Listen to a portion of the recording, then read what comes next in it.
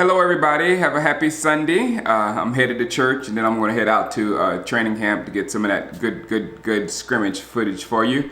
But this morning getting up, the Zeke situation is really starting to be worrisome. It really is. I'm not going to get into it too much because the talking heads have been doing it all week, with arguments for and against it. And as I've told you, I don't really have an argument for or against signing Ezekiel Elliott. I feel like I am where most Cowboy fans are. I know certainly we're getting some trade Zeke and some we can't win anything without Zeke from our own fan base. But however, most of us are like, just get it done. You know what I'm saying? Because we think, and I think really, I'm gonna go down here and I'm gonna take some video of it. I think this is one of the best rosters we ever had, and with Zeke on top of this roster here, it becomes something totally different. And I can't wait to see that. But as this thing drags on, it's almost obvious that it's gonna run into our season somehow. I mean, if he doesn't get signed in the next few weeks, then we're gonna have to get him back into football shape, during season, and we might take some. I mean, we have games that we should win there at the beginning of the season. We don't want it messed up by anything because we don't want to have to start playing catch up early, in this football season.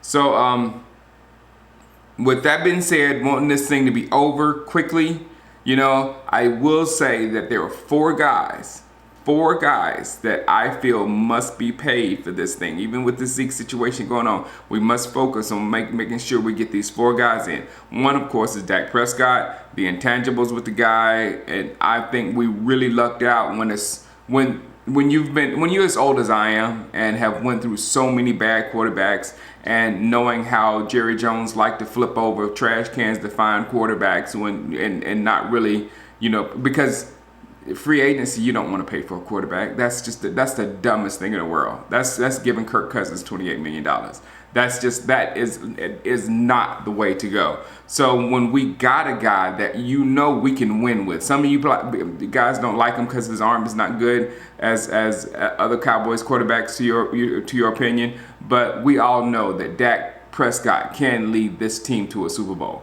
We know that. So if you have a quarterback that you feel that can lead you to the Super Bowl, then you got to pay him.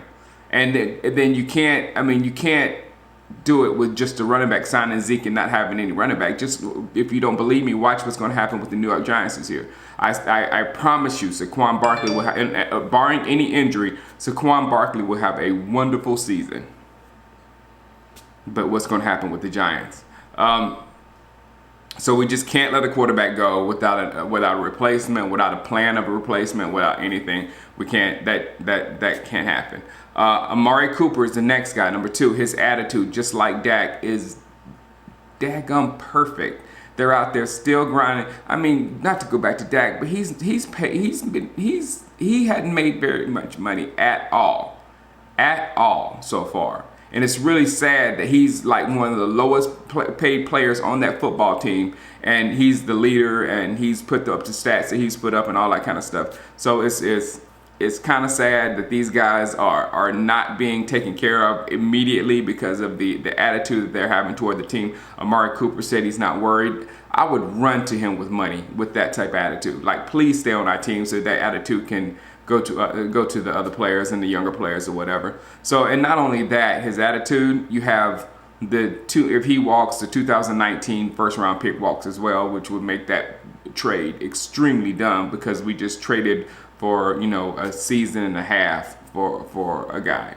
So Cooper has to be paid. The next one on my list is Jalen Smith. I mean, we invested in him. We waited for him. We went through the drop foot drama and whatever. And now Jalen is that guy. He is. I think I made a video. I think it was last year when it was called Jalen Smith Was Everywhere when I was out there in training camp. and you saw him just come alive and saw his athletic ability. Now he's gotten control of his athletic ability, and as I said, my favorite point of camp so far is when he was jumping up and down, telling Sean Lee to get his butt in the right spot. Get over here, and Sean Lee run. That told me his leadership qualities has taken over that defense.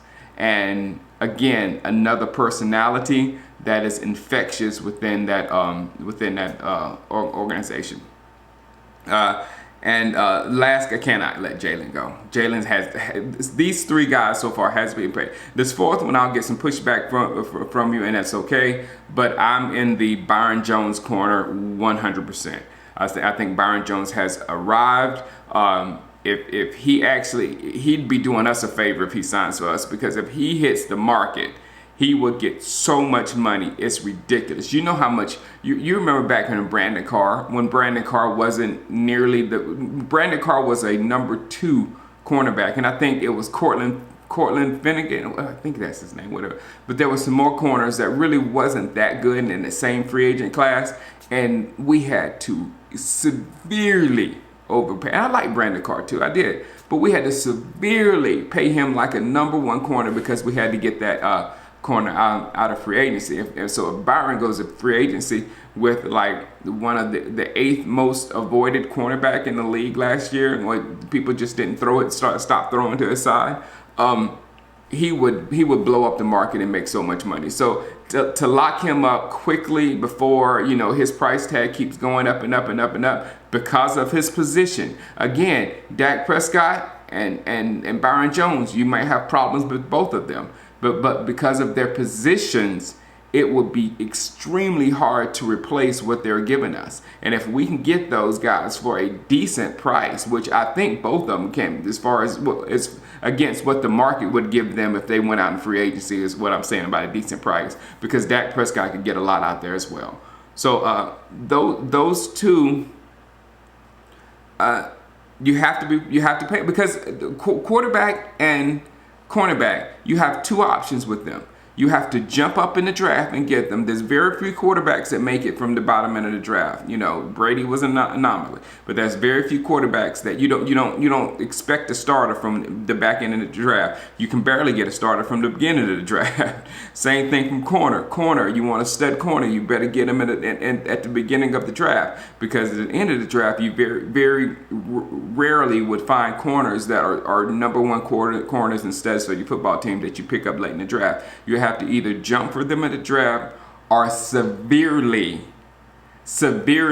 like Mike Glennon type, overpay for a quarterback in free agency, and a quarterback and cornerback. So those are my main reasons why those two has to be paid. And also with Byron Jones, again, an exceptional human being. Always on time, always focused, always about his job, and all of that kind of stuff. And I'm sorry, the messages, this is going to sound crass, but the messages that they send to the younger players on our football team kind of offset whatever possible messages Zeke is sending to young football players on the team. I'll just leave it like that. So if we can get Zeke, great. More than great. I'm extremely happy again, because the team is so good. You sprinkle Zeke on top, it's going to be excellent. But you must have these leaders on the football team for the younger guys to look up to them, instead of look up to a guy who's getting in trouble a lot. That's as nice as I can say it. All right, headed to the scrimmage. Heading to the scrimmage today. My eyes will be focused on running back for sure. Tony Pollard, I'm loving more and more, especially his hands. I want to see what he does. And Mike Weber, I really like. He's just a tough little runner, and we'll see what he can do against our defense. And then also that Chun kid, I really like. When I was looking at the highlights, go back and look at my highlights that I posted in the last few days. Chun runs pretty hard. He wears number 46. I guess Alvin Morris hadn't paid him enough money for his number yet, but he's number 46. He's impressing me a little bit. At wide receiver, of course, Reggie Davis. Somebody made a comment I love. Reggie Davis doing anything, Shane go, Reggie. I like Reggie. He's so small. It's so ridiculous. He's such a little guy, yet he's out there balling his behind off. The other one, John Vea Johnson, the other speedster, and on the flip side, he looks bigger than you would believe. You would think he was another Tavon Austin or whatever. But John Vea is pretty big, and looks like he has a frame to get a little bit bigger. Cedric Wilson, my guy. Hopefully he can continue to do well and get a spot on this football team. And then Guyton, he's one who's blowing our mind with him getting deep and beating our #1 corners. It's really a pleasure to watch. At defensive back, Michael Jackson Jr. is the only name that I'm really interested in. Everybody else is kind of middle of the road. Of course, Jordan, but Jordan's been hit. He's been hit hard or miss hard. It's not. I won't just say hit and miss in practice. He's been hitting hard, like making a great play and all that kind of stuff, or he's just getting burnt like crazy. So it's either or. Got to make sure we put him in the right spots. At defensive end, eyes on Taco and Tristan Hill, Jelks from Oregon, and Joe Jackson. And lastly, at linebacker number 57, I keep dropping his name. He's a mini LV. He's from Nebraska. I really like that guy. He's been popping off the field as well. So those guys are going to be my focus. I'm pretty sure the Cowboys will have it streaming either here on YouTube or wherever they stream it. You probably would go to cowboys.com and check that out. But I will have the footage, my footage up probably sometime tomorrow.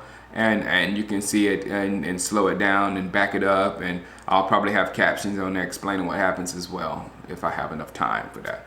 But all right, you guys, have a great Sunday. Heading to church, then heading to training camp. It's gonna be a good one for me. All right, I'll let you. Peace.